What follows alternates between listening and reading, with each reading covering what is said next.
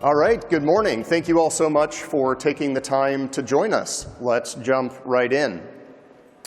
If you have seen really any news about technology in regards to any sector over feels like the last few months, you've probably seen headlines like these. The emergence and widespread availability this year of tools that are powered by large language models has prompted maybe unprecedented levels of consideration across virtually every industry of what does this mean for our future? How do we incorporate these capabilities? What does this mean for how we do business going forward? And cybersecurity is no exception. So what we really wanted to focus on today is demystifying this environment, specifically for the area of threat intelligence. Your speaker team today works in threat intelligence as our day-to-day focus. And if you work in or around any kind of threat intelligence function, you might be starting to hear questions like these.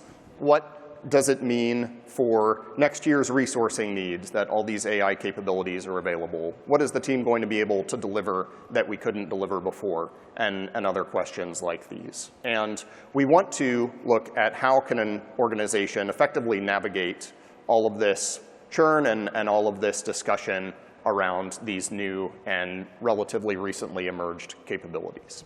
And this is how we're going to do that.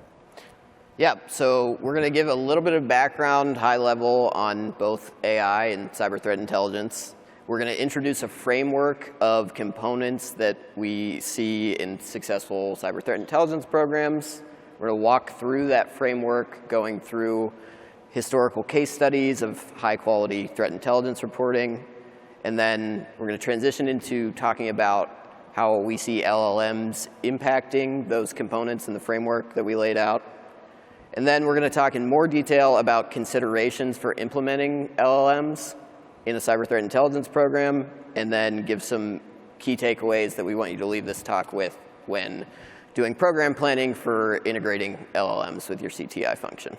So to level set, we wanted to start out with what is it that a threat intelligence program is trying to deliver fundamentally within an organization. And threat intelligence programs come in many shapes and sizes. You might have, your organization might have part of a person's time that's the threat intelligence program, or might have 100 people, or anywhere in between. And the deliverables that are provided can take many different forms as well. Might be reports, might be briefings, might be answers to executive questions, might be technical inputs for security operations work, such as hunting for undiscovered threats. But regardless of all those differences in shape and size, what a threat intelligence program is fundamentally trying to deliver is this, is improving security decisions that an organization has to make by providing answers to difficult and uncertain questions that are kind of inherent to the fact that what a threat intelligence program is trying to do is enable the organization to effectively apply a limited number of security resources to a virtually infinite and constantly changing threat environment. So by providing insights on questions like, what are the top threats facing our business? A threat intelligence program can enable security leadership to effectively prioritize security controls. Or by helping a security operations team understand which events are the most important, which events are the most malicious, a threat intelligence program can improve decisions about where do you apply resources for investigation and for dealing with the threats that are going to be potentially most impactful to the organization, and so on and so forth. So again, overall, the intent is improve security decisions by helping address these questions as best as the organization can. So what does a threat intelligence program need to do that mission effectively? There are a lot of different ways that you could answer that question, but we want to use this framework today because it will help us to then look next at how can an organization apply large language model-driven capabilities to help a threat intelligence program scale, which is really what AI is all about. And so from that perspective, this framework includes three things that a threat intelligence program needs, three components of what's required to do that job. A threat intelligence program needs, whether directly or externally, some kind of visibility into security-related data. And this could include, for example, emails that are detected as malicious. A threat intelligence program, second, needs processing capability, needs the ability to extract useful, standardized insights from that data. And continuing on the theme of the same example, that could be, we detected X number of the malicious attachments that we saw today as this particular type of malware. And finally, a threat intelligence program needs interpretation capability. It needs to be able to say, how do we apply those processed insights into the key questions that the organization needs to answer? So the example here could be, all right, we've seen 100 of these malicious, samples of this malicious type of content, and what does that mean for, is this the top threat to our organization? How do we relate it to other priorities? That would be an example of interpretation capability. And what we're going to do next is take a look at two things. First of all, we're going to walk through a few specific examples of what does this framework look like in reality with threat intelligence content? And second, how can LLMs and LLM-powered tools be applied to help scale the organization's ability to perform these functions?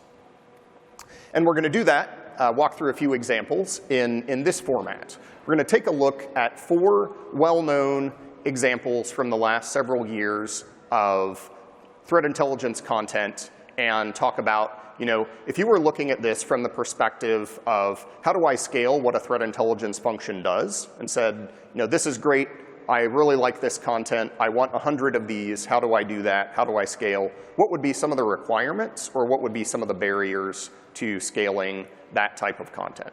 So first example here, some research by investigative journalist Brian Krebs looks at 2 types of malware that were prominent at the time and concludes that these are actually going to become one type of malware because the underground vendors that provide them are performing a type of merger in the criminal underground ecosystem. And we're going to include for each of these a few details about what does the content involve. So primarily, qualified assessments based on direct research into dark web activity, relatively narrow scope of content, since the focus is understanding, what's going on behind the scenes with these particular actors. And we'll call out the count of indicators of compromise as kind of a rough metric for what's kind of the technical level of depth here. And in this particular case, the focus wasn't indicators of compromise. It was understanding what's going on behind the scenes. So again, if you were asking the question, OK, this is great, I want my threat intelligence program to give me 100 of these, what would be the requirements to doing that? You would need, on the threat visibility side, access to dark web data. And in the interpretation area, you would need the ability to summarize and explain and assess that activity that you were seeing. So next, we're going to go into the APT1 report from Mandiant in 2013. This was a report that covered a cyber espionage group that Mandiant had tracked for several years and assessed to be backed by the Chinese government. It was a really comprehensive report, 74 pages in length, over 3,000 IOCs. In order to scale a deliverable like this, from a threat visibility standpoint, what you would need is access to regular digital forensic and incident response data over a fairly large period of time. You would also need a decently robust OSINT collection capability. And then in order to scale from a processing standpoint, you would need a capacity to derive more meaningful data from the more raw threat artifacts, such as malware binaries or other IOCs. You would also need the ability to process foreign language material, in this case, processing Chinese language material into English. And then in order to scale this type of product on the interpretation side, you would need the ability to plan and direct research questions as it pertains to sponsorship of the activity, and then relatedly, the ability to take the information that comes from that research and synthesize it into answers to questions specifically about sponsorship of this activity. All right, similar example, but a slightly different flavor. This is some research from the team at Kaspersky into activity involving the Carbonac malware, where a lot of financial institutions were compromised, yielding some significant losses. And a lot of the needs here would be similar to what we just talked through with APT1, but a couple key differences are that in addition to a lot of insight into incident response data, this particular research drew also from a lot of visibility into threat activity, quote unquote, in the wild, elements of malicious campaigns that went beyond specific organizations' environments to look at malicious infrastructure and malware samples that had been uploaded to online repositories and other ways to kind of see beyond direct incident response visibility. And so to be able to scale this type of deliverable, in addition to having that incident response side visibility, you would also need access to information on domains, ability to look at malware command and control servers, ability to collect malware samples that were originated outside, the organization's customers' environments, and to be able to generate useful findings based on those as well.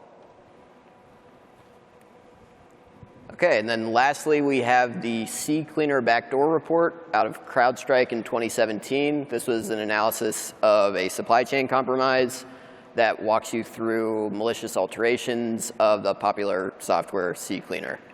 This was a shorter deliverable of about 10 pages, 20 IOCs, but really high quality. And in order to deliver this type of deliverable at scale from a threat visibility standpoint, you need access to a decent amount of telemetry data, specifically telemetry from malicious code. Then from a processing standpoint, in order to produce this at scale, you'd need the ability to do quick turn malware reverse engineering, so rapidly producing reverse engineering reports from malware samples as they come in. And then scaling from an interpretation standpoint, you'd need the ability to respond to real-time unfolding events as they occur, in this case, a supply chain compromise. So now we're going to go into how we see LLMs impacting specifically the processing and interpretation components of the framework that we just laid out. So firstly, we see the ability to look at data that has often gone underlooked. So from a processing standpoint, the ability to exploit often enterprise scale data sets such as logs or packets. We see both processing and interpretation powered by LLMs to have the potential to reduce toil amongst analysts, try to reduce or eliminate a lot of workflows that are manually driven and take analysts' time away from tasks that are uniquely human and require more critical thinking skills. And then additionally, with LLM-powered workflows, we see processing and interpretation enabling intelligence analysts to respond to requests for information in a way that's both more thorough and in less turnaround time. So now we're going to talk about how we're thinking about LLMs integrating with cyber threat intelligence programs, specifically on the processing side. So we are taking a two-dimensional approach to looking at various processing tasks that you'd encounter in a CTI program. The x-axis here is the amount of critical thinking needed for a task, and then the y-axis is the volume of text data associated with that task. So in the top left quadrant, you have a scenario where there's not a ton of critical thinking needed, and you have a lot of text data associated with that processing task. This is an area where we believe that there's a lot of high-impact, low-risk LLM applications that you could implement.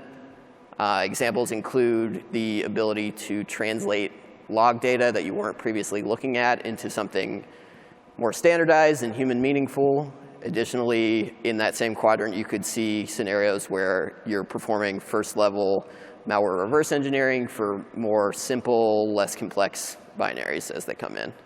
Then on the opposite end of the spectrum, in the bottom right, you have tasks that don't have relatively as much text data associated with them, as well as these tests require more critical thinking. So those are tasks that you want to probably reserve for your human experts. Examples would include the reverse engineering of novel malware samples. You're going to want to reserve that task for your expert malware reverse engineers. And then something like translation of foreign language materials that are critical to making an attribution decision, even though foreign language translation has been done by machines for a while now and is pretty high quality. Something that has that level of critical thinking associated with it, because there's an attribution decision being made from it, you want to reserve that for a human. So those are the two opposite ends of the spectrum when it comes to processing tasks.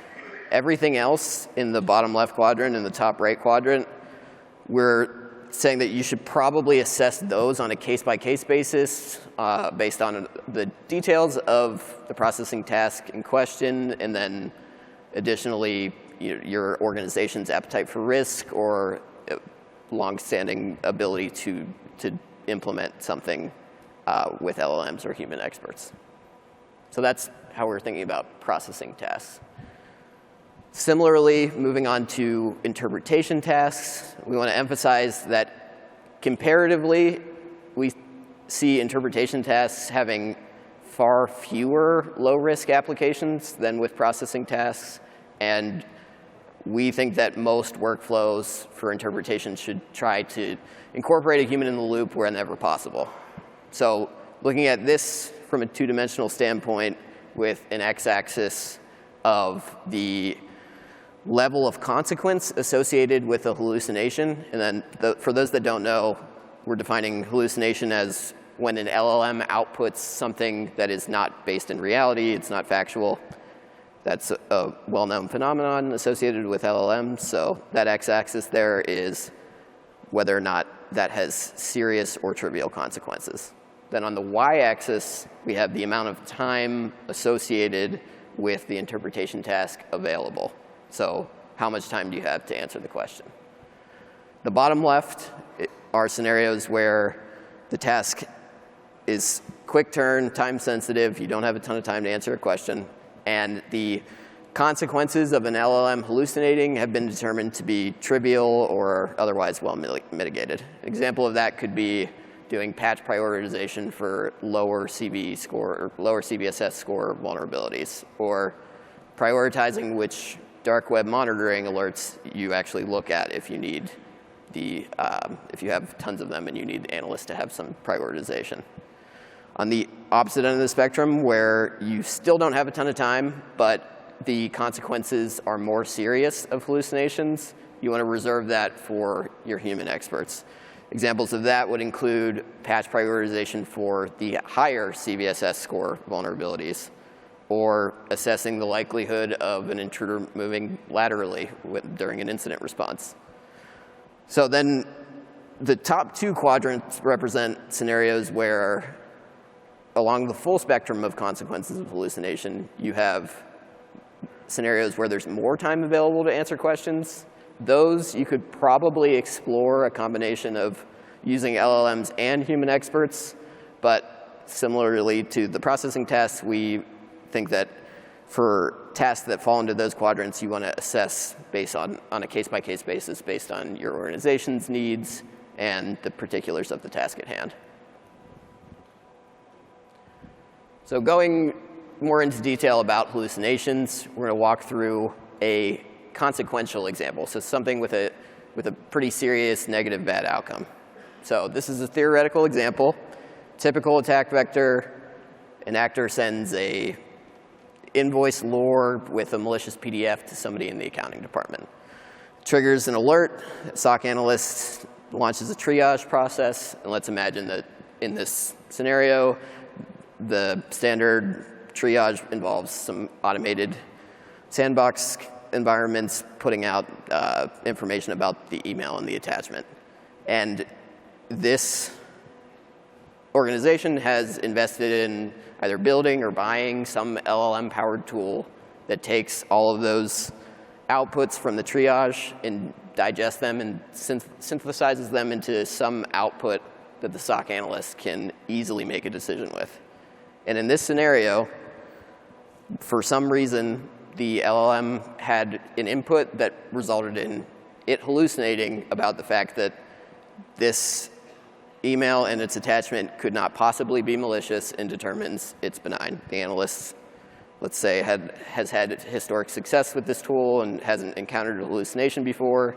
no reason to distrust its judgments, so it just releases the email, and the intruder has now entered the environment.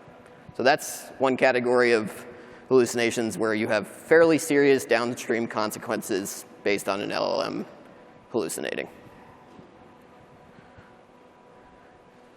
On the other end of the spectrum, you have this category of hallucinations where it's not a super serious outcome, but it is a nuisance. So in this scenario, we're going to imagine you've invested in either building or buying a domain-specific chatbot, and the analyst is prompting this chatbot with a fairly simple query asking to tell them about malware families associated with APT32. The output there seems to indicate that the LLM knows about APT32, and it outputs 5 malware families associated with it, or that it thinks is associated with it. And that looks great. It looks like what you would get if you tasked a junior analyst with this task. The problem is that only 3 of those are actually associated with APT32. So that's 60%. The 2 of those are completely made up. There's no association with APT32. And typically, when you ask a chatbot a question, you don't already know the answer. So this means either the analyst that prompted the LLM is going to take this information without checking it, and obviously that's bad. You can imagine things going wrong with that. Or they have to check all of the outputs for hallucinations, which some situations, maybe that's more efficient than conducting this research from scratch. But you can see with enough of these nuisance examples, the value and efficiencies gained from implementing LLM-powered workflows start to erode. So we wanted to spend some time talking about hallucinations because there's another category of impacts beyond interpretation tasks that we see being powered by LLMs potentially in the future. So taking automated actions based on LLM interpretations is probably something we're going to see in the near future. Examples of this could be changing firewall rules or network configurations, patching vulnerabilities, taking systems offline, other administrative changes, et cetera. In a world where there are no hallucinations from LLMs, these could be really great capabilities that could stop a lot of breaches. However, we want to emphasize that in any scenario where an automated action is being taken based on an LLM's interpretation, you should really have a thorough vetting process in place for assessing how the impacts of an LLM hallucinating can affect downstream systems. And you want to do everything you can to mitigate that. So having a structured, rigorous analysis process in place for that is going to be critical if you have any sort of task that an LLM-powered workflow is resulting in an automated action being taken in your environment. More concretely, you want to ask yourself, with any LLM-powered system where there's any component that's LLM-powered, you want to assess, OK, of this system, which pieces or which functions can and cannot tolerate fabricated information. So an example where a component could not tolerate fabricated information could be some system that does patch prioritization. And let's say that details about a vulnerability or the impacts of that vulnerability, i.e. an interpretation task, is LLM-powered. If that LLM hallucinates about the vulnerability details and their implications and it changes patch prioritization, for most organizations, that's going to be an unacceptable part of a system and that cannot tolerate fabricated information.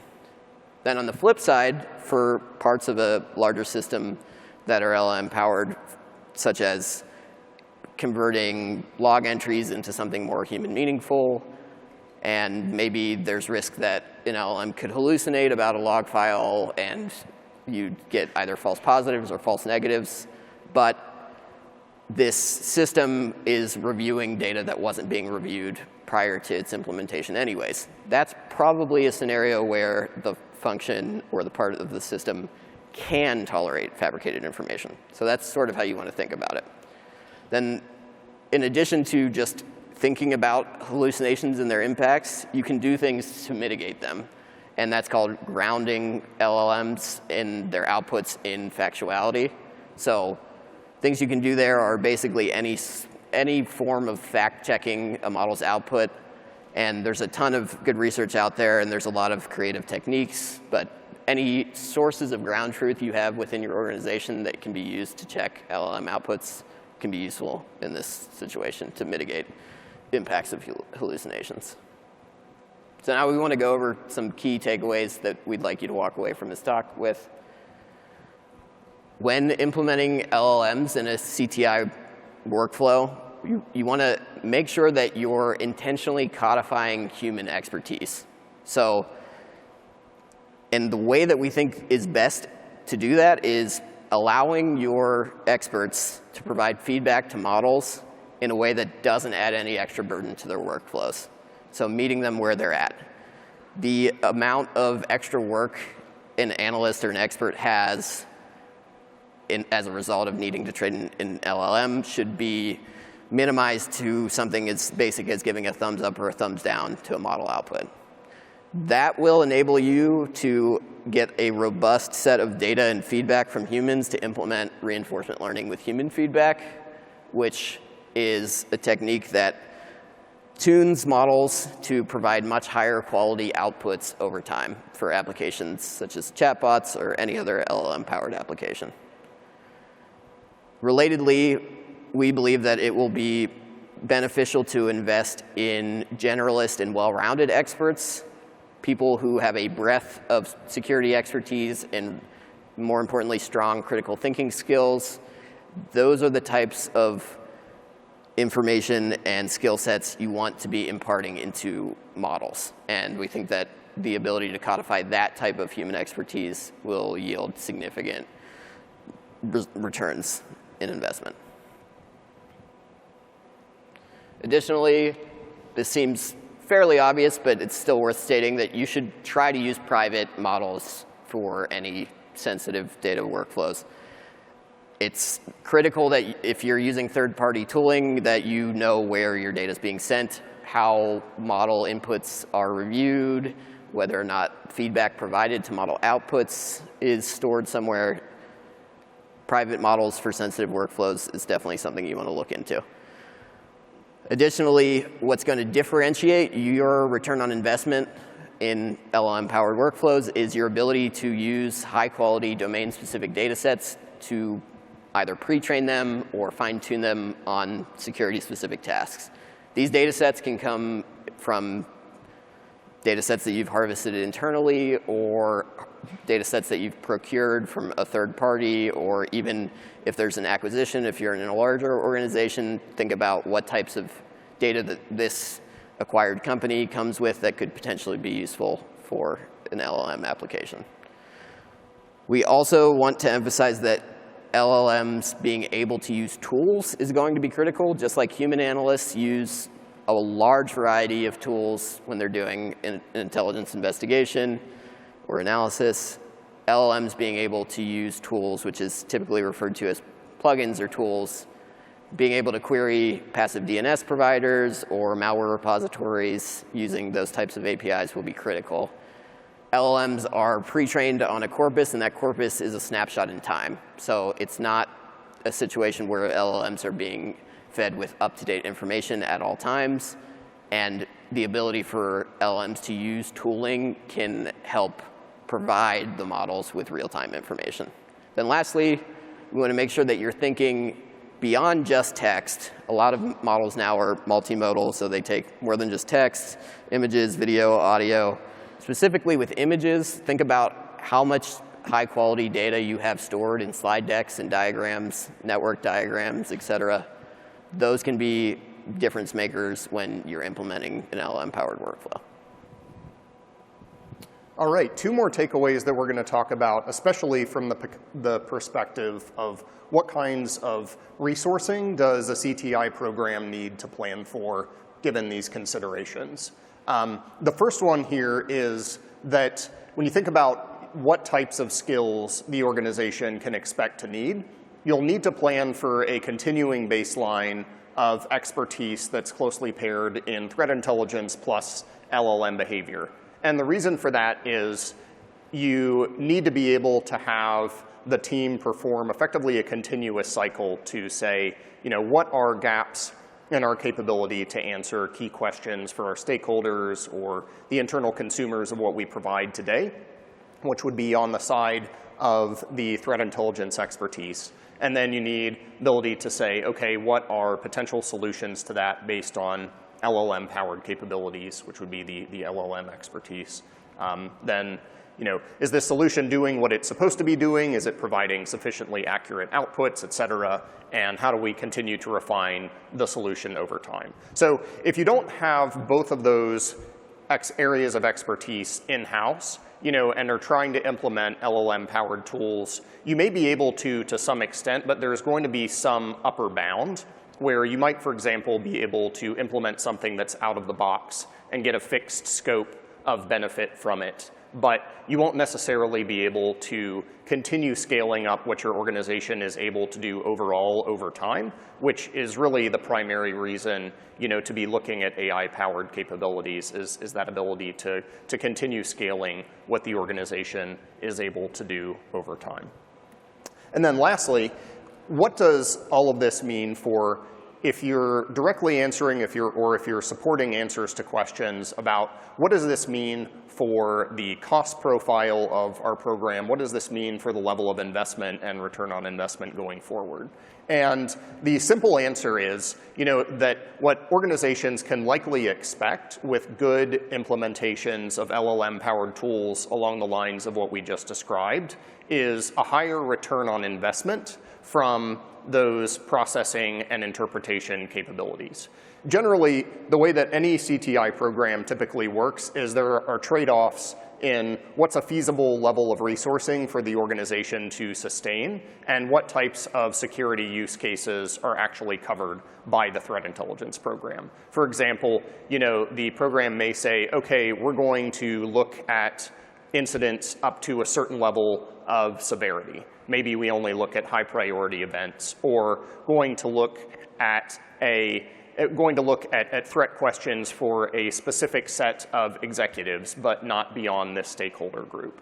And the potential benefit, when you're trying to characterize, okay, what does this mean for our resourcing going forward, is potentially better ability to commit to a higher return on investment for whatever level of resourcing there is. Maybe it means that rather than providing certain threat assessments to 10 stakeholders, it can be 100. Maybe it means rather than looking at only high priority events to provide threat intelligence insights on those, you can provide threat intelligence insights on all the events that the organization deals with, and it's just a question of how experts focus their time on what. And an important aspect of that question is, so any organization kind of dealing with talking about that is often going to be expected to answer the question of what does this mean for, are we going to be able to cut a lot of costs? Are we going to be able to scale back the resources that we have today? And given what I just said about the typical state of many threat intelligence programs is there are frequently trade-offs in what the program is able to cover. What we typically would expect is more along the lines that the return on investment is greater from the resources that the organization has versus this becomes a capability where an organization can stop hiring threat analysts or something of that nature. If you've seen any news coverage about cybersecurity staffing from the last few years, I feel like the headlines tend to kind of always be the same. There's stories of X millions of jobs go unfilled and this massive skill gap with what organizations need to hire versus what's available in the market. The overall community of threat intelligence capabilities kind of always seems to be based on these headlines staffed to something like a minimum viable capability. So this is likely not going to be a development where the organization, the threat intelligence function, needs to set expectations that, hey, it's realistic for us to significantly cut back on the capabilities that we have. If this is the typical experience, and this is just one example, if it's kind of standard operating procedure for a threat intelligence function to pick and choose which security issues it deals with. Likely this is not the development that enables significant scaling back on the resources organizations have across the board. And in addition to that, think about the requirements that we talked about for which use cases are better or worse for LLMs. What kind of expertise do you need to maintain on a continuing basis? But the good news is, with the right applications of LLM-powered tools, such as we've talked through, organizations may, with the level of resourcing that is feasible to sustain, be able to have a lot more impact against the threats that are targeting the organization and against the security issues that are important for the organization to grapple with than would have been feasible in the past, which is certainly good news. And with that, thank you very much for taking the time to join us today. We would be happy to take a few questions.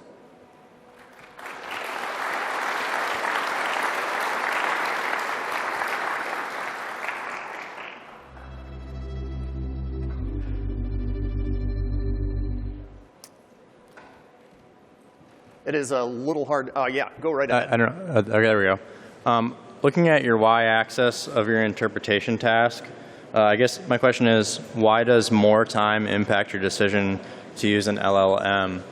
I mean, I can understand the impact of hallucinations, but why would more time reduce your decision to use an LLM? Yeah, so basically, there probably could be some more nuance in that set of 4 quadrants, but I wanted to keep it simple.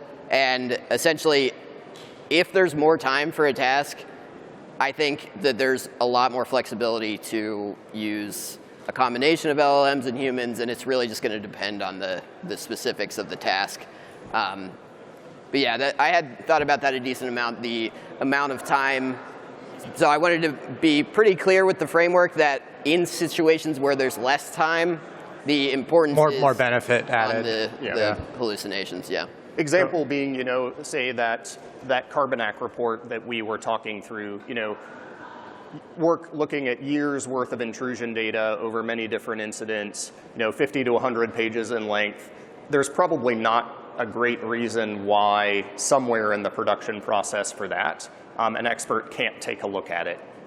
Whereas when we're looking at something that's more, say, a quick turnaround insight into a specific incident, that may be more pressing to determine, where do we and don't we apply different capabilities to this.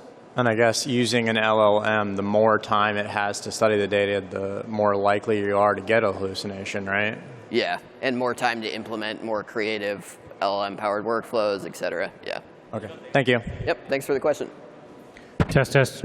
Yes. Yeah, so my question is whether you did any research or you are aware of any research around the probability of an error in the LLM hallucination versus the probability of error in a typical threat analyst, so that you can compare the error rates between the two. Yeah, it's a great question. We did not do any research into that specifically for the purpose of this talk, but I think that would be, pretty critical for the community to understand as organizations look to implement these capabilities, and probably especially helpful for, kind of zeroing in on what's the right level of, do we treat these tools like a malicious insider? Do we treat the output like the work of a junior analyst? Do we treat it as, security gospel, or where along that spectrum? So definitely a good opportunity for further research. All right, thank you.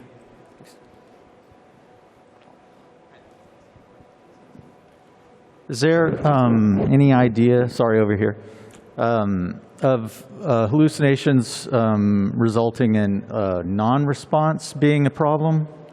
So instead of like a list with erroneous entries, a list that's incomplete? Yeah, so if it wasn't clear in the slides, we definitely, those type 1 and type 2 errors from hallucinations, that's definitely you want to consider both, yeah. Thanks for that clarification.